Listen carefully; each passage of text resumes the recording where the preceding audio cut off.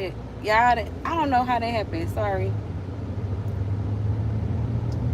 My sound is always off.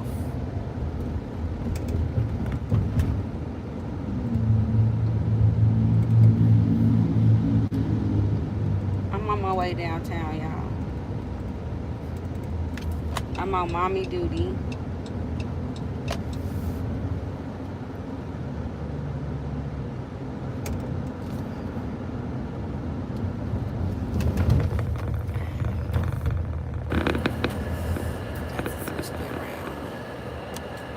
Hey, Saf Ali. DZ, thank you for that. Let me know I would have no sound. Fantastic. What's up? I'm doing really, really good, y'all. Really, really good. Really good, but regardless if it was good or bad, I'll be straight because I ain't caught up on that. I'm caught up on,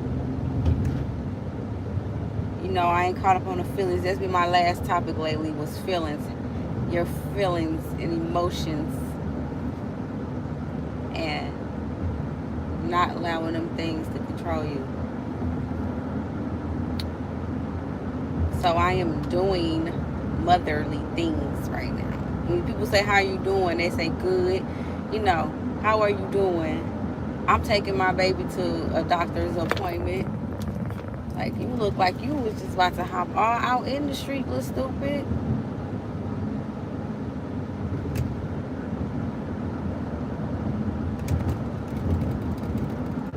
I'm on my time. That's how I'm doing. Because I got to use present terms. Real reality verbs. How are you? How are you?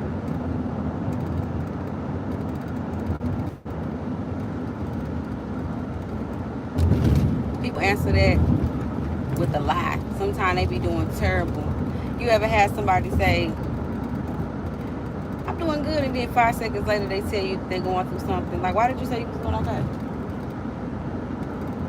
It's like a normal reaction to a question. It's to react, oh, I'm fine, but I'm having a problem with this. Are you fine? You're not really fine right now. You're not fine. You're not okay.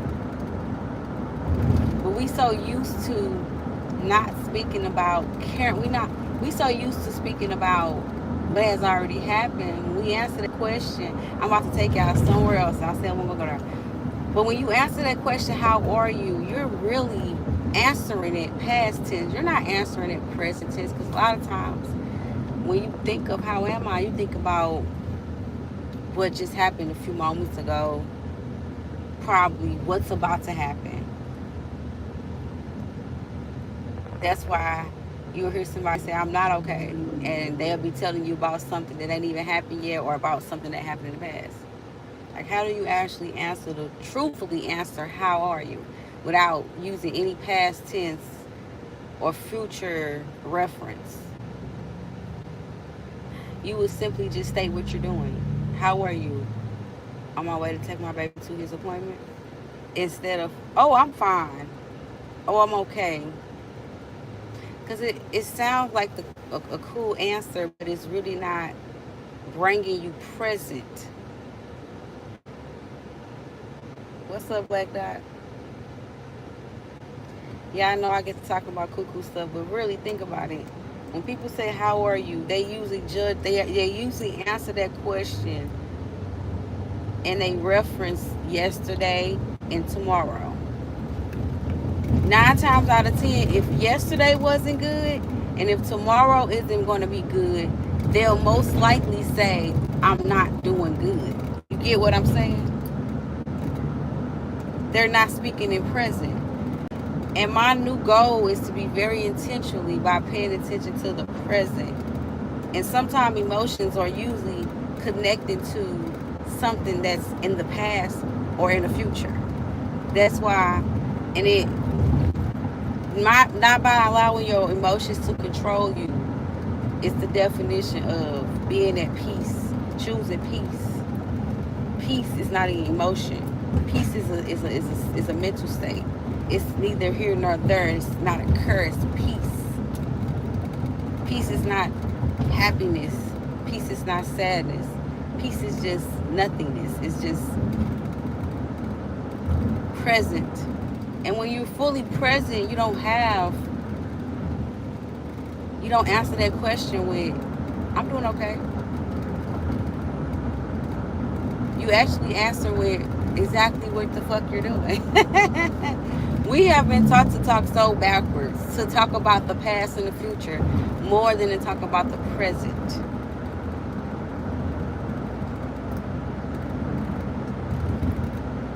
That we don't even acknowledge it. We say good morning. That's crazy to even say. Because what is morning? Everybody likes to say morning is a.m., but when people mourn means to be sad, to grieve. Who decides when to change the the uh the idea behind the word? And it sounds the same. Mourning, the universe hear mourning, they hear you grieving, right? So when you hear mourning, it's still hear grieving. It don't hear, oh, we're talking about a.m. The universe like, no, they talking about the a.m. Fuck no, no, no. If mourn has always been for grief, why are we saying good morning?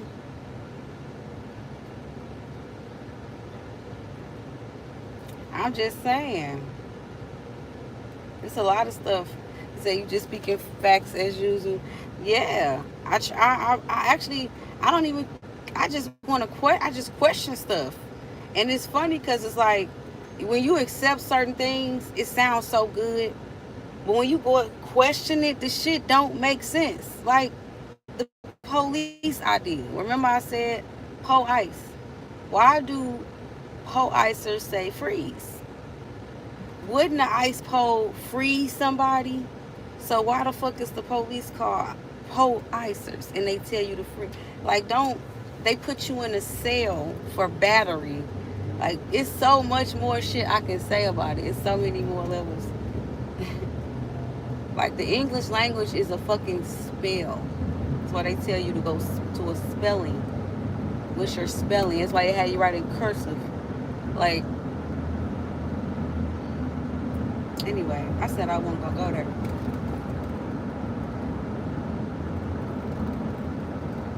I'm on mommy mode. He watching.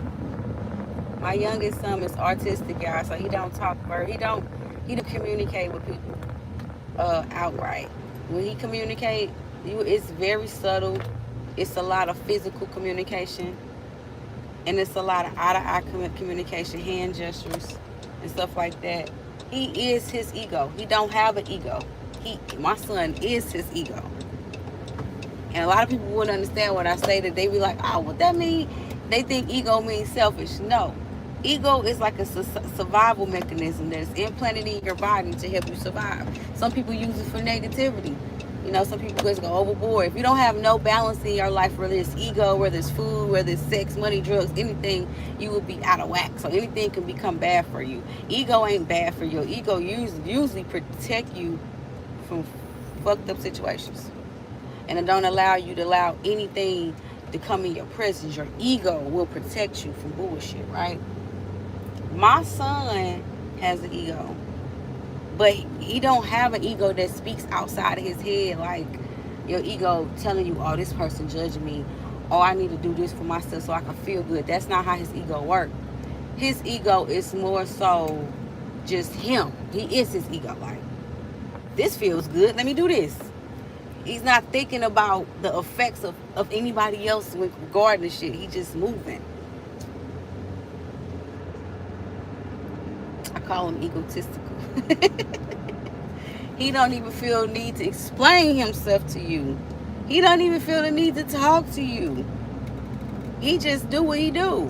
And you catch it or you don't. He don't.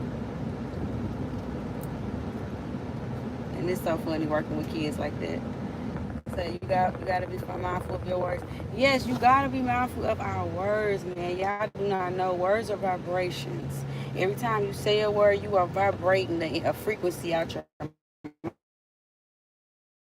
to our community. And yes, you can very blame the artists in the street. I mean, in music industry for why our community is so fucked up.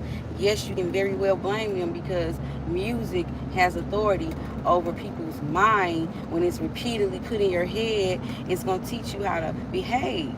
Like, I bet if music was more loving and transcending and, to each other, like, it wouldn't be so much chaos. You can't operate in chaos when you got love frequency around you.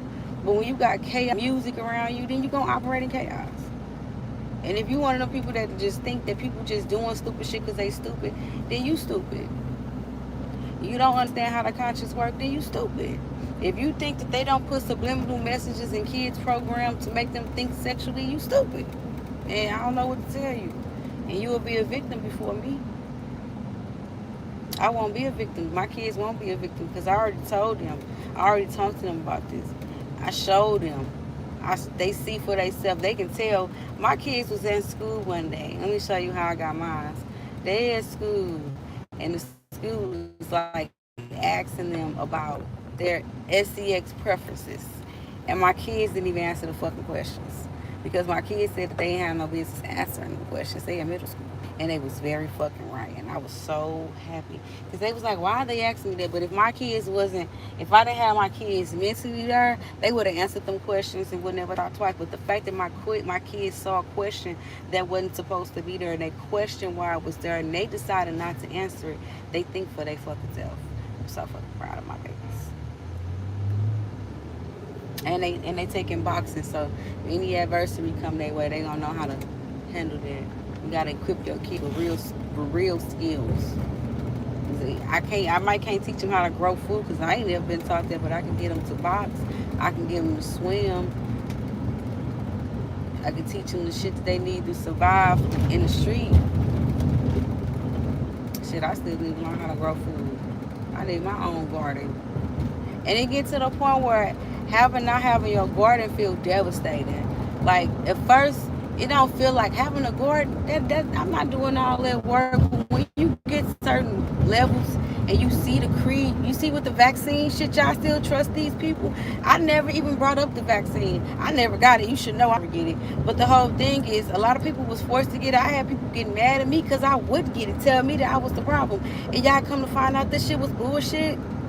How y'all feel now?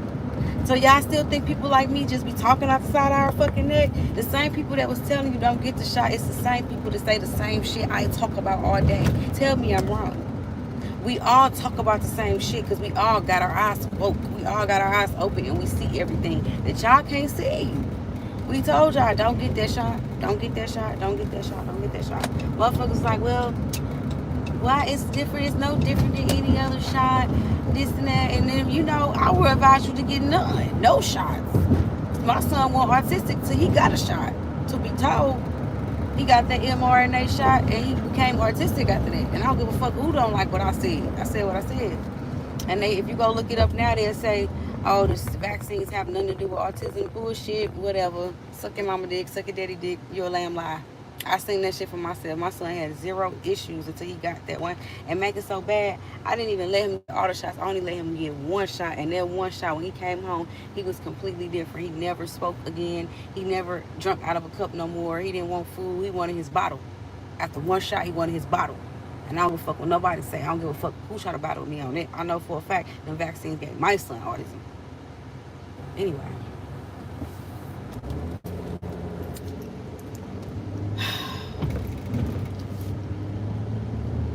Don't want to get the shots, all you have to do is go to your state health department and get an exemption for your religious beliefs and because nobody can force you to do it.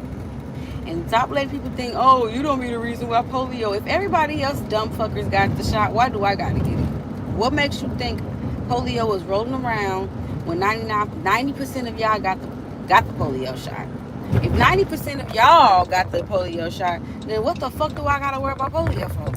I don't. Y'all got the shot for me.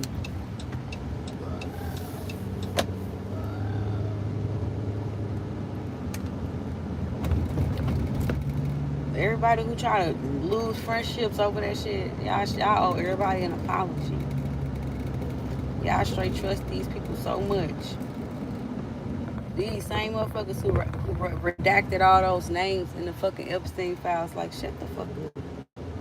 Excuse me, y'all. Sometimes I get so upset when I think about how trusting these people are. with these people. I just be like, my kids only go to school because my daughter is social. The day she says she don't want to go to school no more, my kids will be fucking homeschooled. I don't give a fuck about that shit. Do y'all even know? False ass education, they spend 12 years teaching your kid nothing. Nothing. A lot of this shit you don't learn, you don't get a real education till you get to college. And I know for a fact because I went to college. And I would have never known that until I went to college. And I could see for myself that the education before college is crap. Unless you go to a county school that's in a good neighborhood, they got real teachers. City schools, y'all could throw that shit in the trash with y'all teach them kids. Like, no way. There's no way.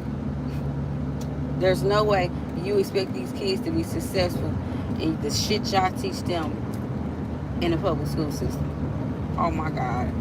You might as well just sat somewhere and got a job at 12 or something. That would have benefited you better getting a job at 12 than going to public school. I bullshit you not. You would have learned way more skills, would have been way more sufficient. People at work hate me because I'm not social enough. Listen, why would you want to be social with people who are fucking airheads? I wouldn't want to be social with people who believe every fucking thing told to them.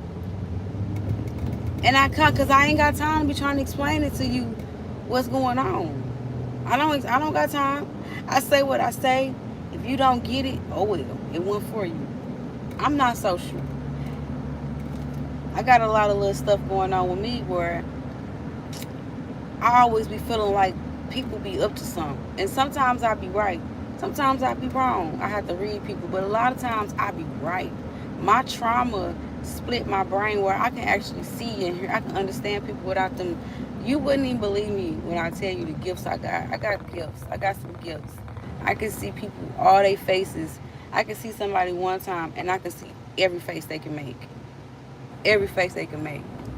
I can see how turned up they can get. I can't explain it to y'all, but I can. It's called discernment too. And it's like when I do that, I know who not to deal with. I know, I read who is good for me, the type of energies they got, the type of people. I see how they react in every situation within 30 seconds. I see if they're liars. I see if they're sneaky. You know, if it's something for me to learn from them, a lot of times I don't see enough. Most I see is just the good. I see that. I won't see the bad because I gotta learn something. So I won't see what I need to learn in the beginning. But a lot of people who I don't deal with, who I won't socialize with, is because I can read them. I can read them like a book. The people who I can't read like a book, I'll be friends with them. I ain't gonna cap. I'll go be friends with them because I feel like it's a reason why I can't read you. It's a lesson in there. Because the people who I can read down to a T, I be so right about them. You sneaky, you conniving, you backstabbed, I can't trust you. I be so right. I be so right. Then I had this thing at first where I used to give everybody the benefit of doubt. Even when I had my own assumptions, I see you. I knew some people energy is so strong though, you don't even need to work with them to find out who they are. You could they were so good. But some people have reasons to why they are the way they are. So I kind of, when I read them, I know not to get close to them, but I also have empathy for them. And I can tell those times too. So when people say, oh, you can't just use that, it's not that black and white, baby. It's not that black and white. I can tell deliberate evil motherfuckers versus people who have to be evil for survival versus people who just are oblivious to evilness. And the people who are oblivious to evilness are my babies. I love them. Every time I see them, they get nothing but love from me. I show them because that's all they are. And there are people that are just genuinely good soul nature peoples. They're not perfect. They still can lie. They still can do some stuff unintentionally to hurt people. But genuinely, they don't try to. And them the people I gravitate to. And a lot of times, them people be by themselves. A lot of people don't associate with them because they can't get nothing from them. They can't really gain no skill from them. And they feel like all they can do with them is get over on them. And if they ain't got nothing to get over on them, they don't never want to deal with them. But me personally, I see something else. I see the loyalty, I see the love, I see the trust. They ain't gotta have shit, but I can get that from them. And then later, when I get it, I can show them. Now I got a good person on my team. But see, people don't think like that. They want to take motherfuckers that already got some, who ain't to be trusted, and give them more. No, no. I'd rather go talk to a person that y'all everybody call weird and don't want to talk to. I'll go be their bestest friend, and I give them everything y'all try to deny them. And guess what? We gonna have a better time than y'all, because y'all not even authentic. Y'all only hanging around each other because y'all think that's what y'all should be doing. And I'm doing what the fuck I know I want to do, because ain't nobody else doing it. And a lot of times when I talk, my shit go over people's head, because I be saying shit that's bigger. It's big. So when something's so big and it's too close to you, you cannot see it. That's what it's. When something so big is in front of you, you will not see it. Like if your hand all the way in front of your face like that, you can't see it as your hand until you get that motherfucker away a little bit, and you like, oh, that's my hand. That's me.